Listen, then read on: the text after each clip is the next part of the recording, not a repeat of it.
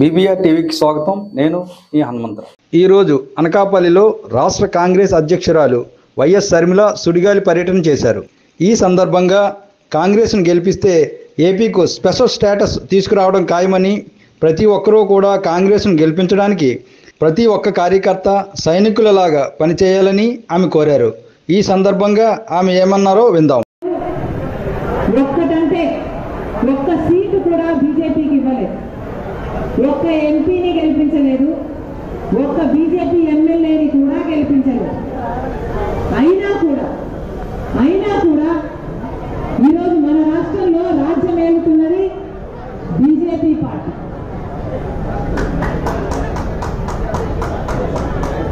ఇది ఎక్కడి విడ్డూరం, ఇది దేశంలోనే ఎక్కడా లేదు.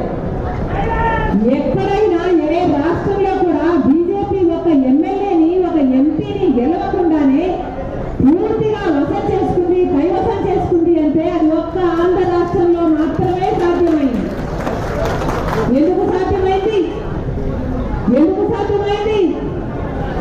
ఒక పక్క చంద్రబాబు గారి వల్ల, ఇంకో పక్క జగనన్న గారి వల్ల, ఒక పక్క టీడీపీ వల్ల, ఒక పక్క వైసీపీ వల్ల. ఇద్దరు, ఒక పక్క టీడీపీ ఇంకో పక్క వైసీపీ, ఇద్దరు పోటీలు పడి బీజేపీకి బానిసలుగా మారితే ఈరోజు మొత్తం ఆంధ్ర రాష్ట్రాన్ని బీజేపీకి బానిసత్వంలోకి తీసుకురావాలనుకుంటున్నారు టీడీపీ వైసీపీ నాయకులు. స్వలాభం కోసం ప్రజల శ్రేయస్సును తాకట్టు పెట్టిన పార్టీలు టీడీపీ పార్టీ, వైసీపీ పార్టీ. లేకపోతే కాంగ్రెస్ పార్టీ మనకు 5 సంవత్సరాలు స్పెషల్ స్టేటస్ ఇస్తారంటే ఆ రోజు బీజేపీ చెప్పిన మాట లేదు, 5 సంవత్సరాలు కాదు 10 సంవత్సరాలు ఇస్తామని అన్నారు. ఇదే నినాదంతో ఎలక్షన్లు కూడా వెళ్ళింది బీజేపీ పార్టీ. ఆ రోజు తెలుగుదేశం పార్టీ చెప్పిన మాట 10 సంవత్సరాలు సరిపోదు, 15 సంవత్సరాలు ఇవ్వాలి అన్నారు. అదే మాట మీద బీజేపీ పార్టీతో పొత్తులు పెట్టుకున్నారు. ఆ తర్వాత బీజేపీ అధికారంలోకి వస్తే టీడీపీ తరఫు నుంచి మంత్రులు కూడా అయ్యారు. స్పెషల్ స్టేటస్ కోసమే బీజేపీతో పొత్తు పెట్టుకుంటున్నారని చెప్పిన చంద్రబాబు గారు బీజేపీతో పొత్తు పెట్టుకున్నాక ఈయన ఇక్కడ అధికారానికి వచ్చినాక, ఆయన అక్కడ అధికారంలోకి వచ్చినాక ఒక్కసారి కూడా మళ్ళీ స్పెషల్ స్టేటస్ మీద నిజమైన ఉద్యమం చేయలేదు చంద్రబాబు గారు. ఈయన చేయకపోగా ఉద్యమం చేసిన వాళ్ళని కూడా వాళ్ళ మీద కూడా కేసులు పెట్టారు, జైల్లో పెట్టాడు చంద్రబాబు గారు. ఆ రోజు ప్రతిపక్ష నాయకుడు జగనన్న గారు ఆ రోజు ప్రతిపక్ష నాయకుడిగా ప్రతిరోజు స్పెషల్ స్టేటస్ గురించి మాట్లాడారు. ప్రతిరోజు మనకు స్పెషల్ స్టేటస్ వస్తే మనకు ఫండ్స్ వస్తాయి, మనం ఇన్ఫ్రాస్ట్రక్చర్ కట్టుకోవచ్చు అని చెప్పారు.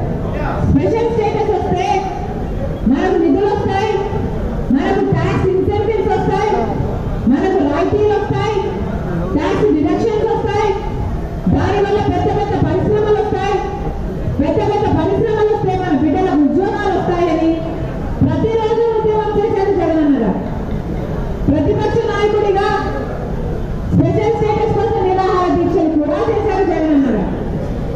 ఆ రోజు చెప్పిన మాట మూకుమ్మడిగా అందరూ ఎంపీలు రాజీనామాలు చేద్దాం, వైసీపీ ఎంపీలైనా టీడీపీ ఎంపీలైనా మూకుమ్మడిగా అందరూ రాజీనామాలు చేస్తే కేంద్ర ప్రభుత్వం ఎలా స్పెషల్ స్టేటస్ ఇయ్యదో చూద్దాము అన్నారు. ఆ తర్వాత ఎన్నికలు వచ్చాయి. ఆ తర్వాత జగనన్న గారు ముఖ్యమంత్రి అయ్యారు. ముఖ్యమంత్రి అయిన వెంటనే స్పెషల్ స్టేటస్ గురించి కొట్లాడతాను జగనన్న అనుకుంటే ఒక్కసారి కూడా జగనన్న గారు మళ్ళీ స్పెషల్ స్టేటస్ ఊసే ఎక్కలేదు. ఒక్కసారి కూడా స్పెషల్ స్టేటస్ గురించి ఉద్యమం చేయలేదు, ఒక్క నిజమైన ఉద్యమం చేయలేదు, ఒక్కసారి నిలదీయలేదు. కనీసం మాట వరుసకైనా కూడా స్పెషల్ స్టేటస్ ఏమైంది అని బీజేపీని నిలదీయలేదు. దాంతో స్పెషల్ స్టేటస్ కాస్త మొత్తానికే మూలన పడింది. ఈ రోజు మన స్పెషల్ స్టేటస్ లేదు కదా, కనీసం ఒక స్పెషల్ ప్యాకేజీ కూడా లేదు. పోలవరానికి 90% నిధులు ఇస్తామన్నారు, అది లేదు. రాజధాని లేదు. చంద్రబాబు గారేమో ఒక రాజధాని అంటే జగనన్న గారేమో 3 రాజధాని అన్నారు.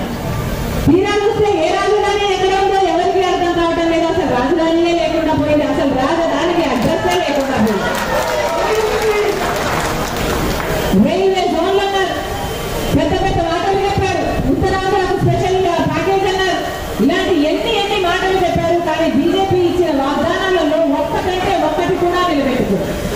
సంవత్సరానికి 2 కోట్ల ఉద్యోగాలు ఇస్తామన్నారు.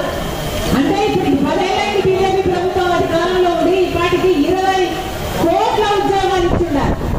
మరి మన ఆంధ్ర బిడ్డలకు కనీసం 1 కోటి మందికైనా ఉద్యోగాలు ఇచ్చారా అంటే 1 కోటి మందికి కాదు కదా, 10 లక్షలు కాదు కదా, కనీసం 1 లక్ష ఉద్యోగాలు కూడా రాలేదు. ఈరోజు 19 లక్షల మంది బిడ్డలు మన ఆంధ్ర రాష్ట్రంలో ఉద్యోగాలు లేకుండా తిరుగుతున్నారు. చిన్న ఉద్యోగాలు చేసుకుంటున్నారు, డ్రైవర్లుగా పని చేస్తున్నారు, లేకపోతే చిన్న పనులు చేసుకొని బతుకుతున్నారు. ఈ కారణం ఎందుకు పట్టింది? ఎందుకంటే మన స్పెషల్ స్టేటస్ లేకపోవడంతో, పెద్ద పరిశ్రమలు రాకపోవడంతో, మన రాష్ట్రానికి ఎకనామిక్ గ్రోత్ లేకపోవడంతో, డెవలప్మెంట్ లేకపోవడంతో, ఇన్ఫ్రాస్ట్రక్చర్ డెవలప్మెంట్ లేకపోవడంతో, ఎకనామిక్ గ్రోత్ లేకపోవడంతో అసలు పరిశ్రమలే రాలేదు. ఈ 10 సంవత్సరాలు ఎక్కడ వేసిన బొమ్మలు అక్కడే ఉండడం కాదు కదా, ఉన్న స్థానం నుంచి కూడా ఇంకా పతనం అయిపోయింది ఆంధ్ర రాష్ట్రం. ఈరోజు ఆంధ్ర రాష్ట్రంలో ఒక్కటంటే ఒక్కటి గొప్పగా చెప్పుకోదగ్గ విషయమే లేదు. అంటే దానికి కారణం ఎవరు? చంద్రబాబు గారు 5 సంవత్సరాలు ముఖ్యమంత్రిగా అప్పుడున్న చంద్రబాబు గారు కాదా, ఇప్పుడు వైసీపీ ముఖ్యమంత్రి జగనన్న గారు కాదా? మరి స్వలాభం కోసం ప్రజల ప్రయోజనాలు తాకట్టు పెట్టిన నాయకులు వీళ్ళు కాదా? మరి ఒక్క ఎమ్మెల్యే అయినా, ఒక్క ఎంపీ అయినా గెలవకుండానే ఈరోజు మొత్తం ఆంధ్ర రాష్ట్రం బీజేపీ వశం అయిపోయింది, కైవసం అయిపోయిందంటే ఈ పాపం ఎవరిది? వాళ్ళు బానిసలు కావడం కాదు కదా, ఈరోజు ఆంధ్ర రాష్ట్ర ప్రజలను కూడా బీజేపీకి బానిసలను చేయాలని చూస్తున్నారు. టీడీపీ అయినా, వైసీపీ అయినా, అటు చంద్రబాబు గారైనా, ఇటు జగన్ గారైనా. ఇది అన్యాయం అని మేము ఎత్తి చూపుతున్నాం. రాజశేఖర రెడ్డి గారు బీజేపీ పార్టీకి చాలా వ్యతిరేకించారు. ఎందుకంటే అది ఒక మతతత్వ పార్టీ కాబట్టి, మతం పేరు చెప్పి చిచ్చు పెట్టి ఆ మంటలో చలిగాచుకునే పార్టీ కాబట్టి.